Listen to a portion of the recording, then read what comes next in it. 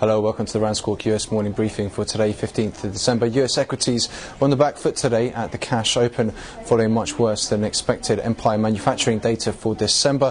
Further to that, there were worries in Europe over the health of some Austrian banks after reports on website Benzinga that Austria's Volksbanken may be nationalised. However, Volksbanken later denied that it was in trouble, saying it had sufficient capital to withstand losses. As a result, equities on both sides of the pond pared back some of the day's losses, and the yen weakened as risk appetite increased.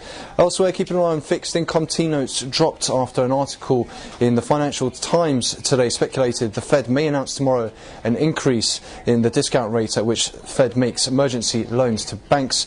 T-notes then touched on lows 117.00 after slightly better than anticipated industrial production data for November.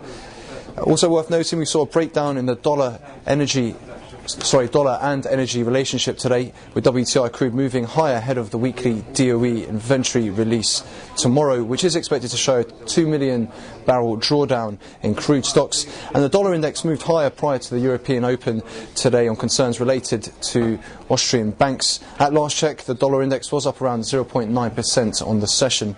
In terms of US equity specific news, AT&T is looking to sell Japan outsourced services business.